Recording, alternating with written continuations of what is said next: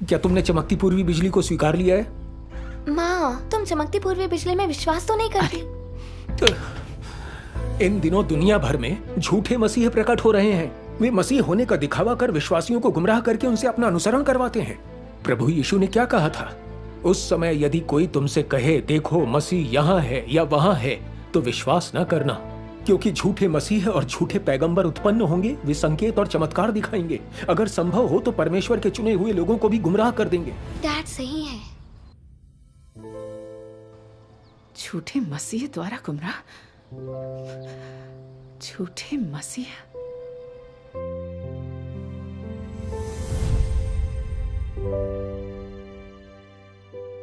सच्चे और झूठे मसीह में भेद करने के लिए देखो कि कौन सत्य व्यक्त करता है। भ्रष्ट मानव जाति में ऐसा कौन है जो सत्य व्यक्त कर सकता है? धार्मिक पादरी और धर्मशास्त्र के ज्ञाता सत्य व्यक्त कर सकते हैं? जरा सोचो, क्या बुरी आत्माएं सत्य व्यक्त कर सकती हैं? क्या वे धार्मिक पादरी सत्य व्यक्त कर सकते हैं? क्या संसार की मशहूर और महान हस्तियां सत्य व्यक्त कर सकती हैं? बुरी आत्माएं सत्य व्यक्त नहीं कर सकती। ऐसा लगता है कि मशहूर और महान हस्तियां भी सत्य व्यक्त नहीं कर सकती। धार्मिक अगुवाओं के बारे में मैं यकीन से नहीं कह सकती। हाँ, अगर इन चीज़ों को नहीं समझती तो झूठे और सच्चे मसीह में भेद नहीं कर पाओगी। सैद्धांतिक तौर पर परमेश्वर ही सत्य व्यक्त कर सकता है। मैं ये मान सकती हूँ, मगर तुम्हारे मान लेने का ये मतलब नहीं कि तुम परमेश्वर ही सत्य व्यक्त कर सकता है का अर्थ समझती हो। तो फिर मुझे समझाओ। चलो पहले इस बारे में बात करें कि सत्य क्या है। सत्य क्या है? ये बहुत बड़ा विषय है। मैंने पहले कभी इस बारे में नहीं सोचा और मैं वाकई इसे नहीं समझती। क्या मनुष्य की भ्रष्टता उजागर करने वाले परमेश्वर के वचन सत्य हैं? हाँ। और फिर परमेश्वर के प्रबंधन कार्य का मकसद बताने वाले उसके वचनों के बारे में क्या कहेंगे? वे भी सत्य हैं। बाइबल के रहस्यों के बारे में उसके वचन क्या वे सत्य हैं? बिल्कुल। और फिर देह धारण का रहस्य भी तो सत्य है ना? और क्या?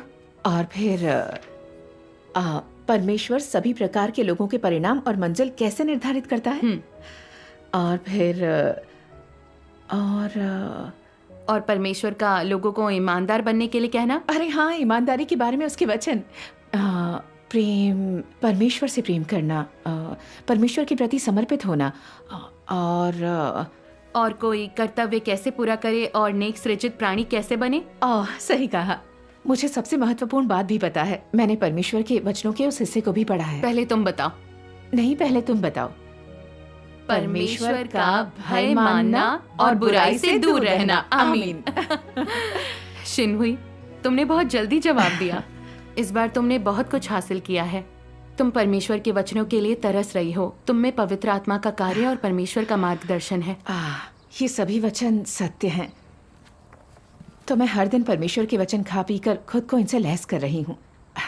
कोई इंसान ये वचन व्यक्त नहीं कर सकता। सही कहा। अब तुम समझ गई कि सत्य क्या है। तो सोचो, क्या झूठे मसीह ये वचन व्यक्त कर सकते हैं? नहीं। तो वे कैसे लोगों को गुमराह करते हैं और कैसे उनसे खुद का अनुसरण करवाते हैं? संकेत और चमत्कार दिखाकर। हाँ, वे संकेतों और चमत्कारों, झूठी भविष्यवाणियों और झूठ का सहारा लेते हैं। अधिकतर वे सत्य से प्रेम ना करने वाले मूर्ख और भ्रमित लोगों को गुमराह करते हैं। उनके सभी संकेत, चमत्कार और भविष्यवाणियां लोगों को भ्रष्ट स्वभावों से छुटकारा नहीं दिला सकते और उद्धार नहीं दिला सकते। सही कहा। लेकिन सत्य व्यक्त करने में परमेश्वर मनुष्य के भ्रष्ट स्वभावों और सार को उजागर करता है और मनुष्य को भ्रष्ट स्वभावों को उतार फेंकने का मार्ग दिखाता है ताकि उन्हें बचाया जा सके। सही कहा। तो केवल देहधारी परमेश्वर ही सत्य व्यक्त करके मनुष्य को बचा सकता है। संकेतों, चमत्कारों और झूठी भविष्यवाणियों पर भरोसा करने वाले दूसरे लोग झूठे मसीह हैं। सही कहा। वे मसीह होने का दावा तो करते हैं पर सत्य व्यक्त नहीं कर सकते। क्या वे झूठे नहीं हैं? वे लोगों से अनुसरण करवाते हैं पर उन्हें बचाते नहीं। क्या ये उन्हें नुकसान पहुंचाना नहीं सही है? जब तुम इस तरह संगति करती हो। सर्वशक्तिमान परमेश्वर कहते हैं, जो देहधारी परमेश्वर है उसके पास परमेश्वर का सार होगा, और जो देहधारी परमेश्वर है उसके पास परमेश्वर की अभिव्यक्ति होगी। चूंकि परमेश्वर ने देह धारण किया है, इसलिए वो उस कार्य को सामने लाएगा जो वो करना चाहता है। और चूंकि परमेश्वर ने देह धारण किया है, इसलिए वो उसे अभिव्यक्त करेगा जो वो है, और वो मनुष्य के लिए सत्य को लाने, उसे जीवन प्रदान करने और उसे मार्ग दिखाने में सक्षम होगा। जिस देह में परमेश्वर का सार नहीं है, वो निश्चित रूप से देहधारी परमेश्वर नहीं है, इसमें कोई संदेह नहीं।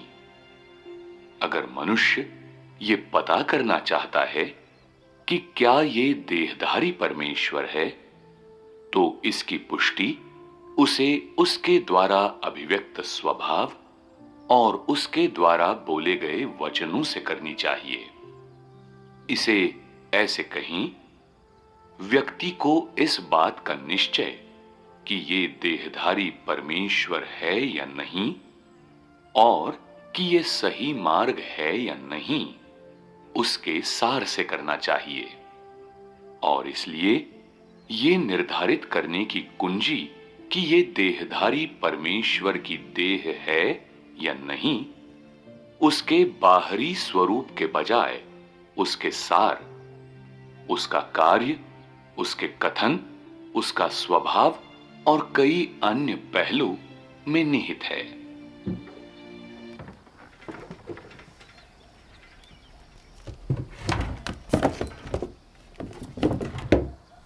सिंहोई, मैं आ गया। अच्छा,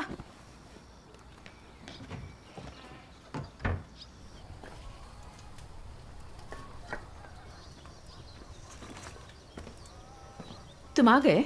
हाँ, आज खाना मैं बनाऊंगा। देखो मैं क्या बनाता हूँ। तुम्हें अपनी पाक कला का नमूना दिखाऊंगा। हाँ, ऐसा पहली बार होगा जब इतना बड़ा पादरी खाना पकाएगा। ठीक है, मैं सब्जियां तैयार करती हूँ। हाँ।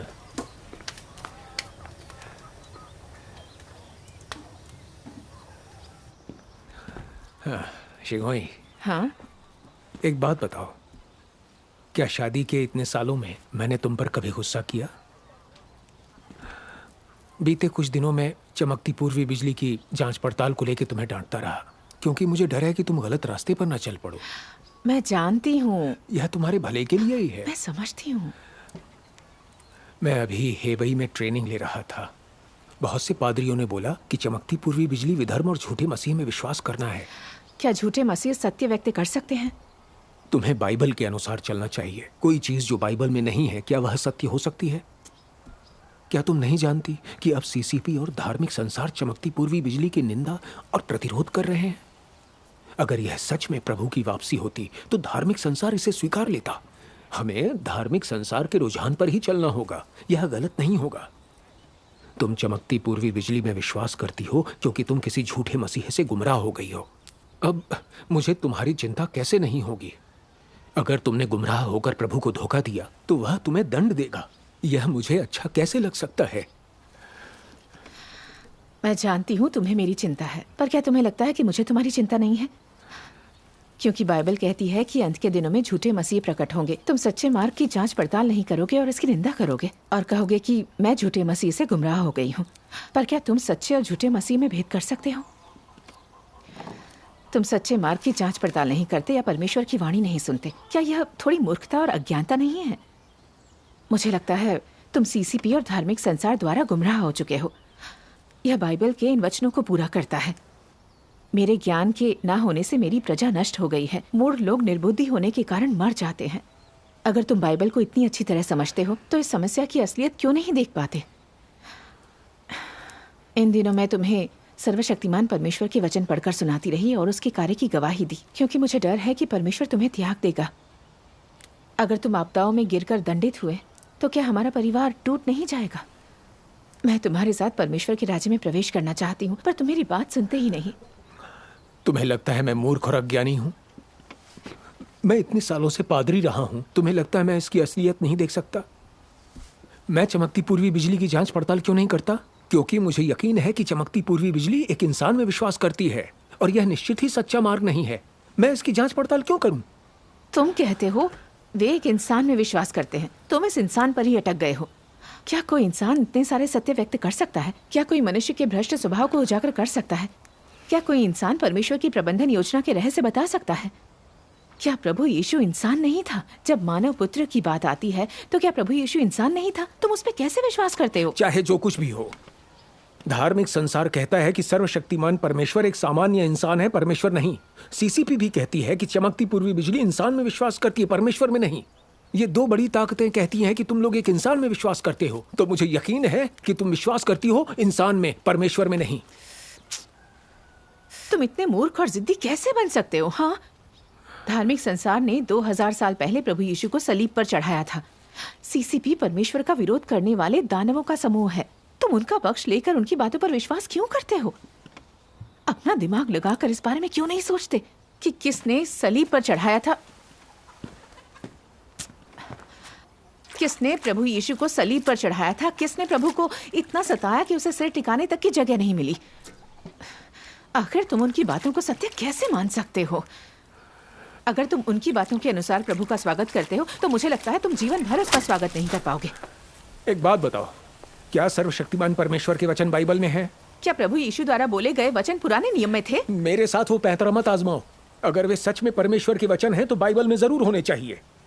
परमेश्वर के सभी वचन और कार्य उसमें दर्ज हैं। बाइबल से बाहर की कोई भी चीज विधर्म है। पूरा धार्मिक संसार इस तथ्य को जानता है।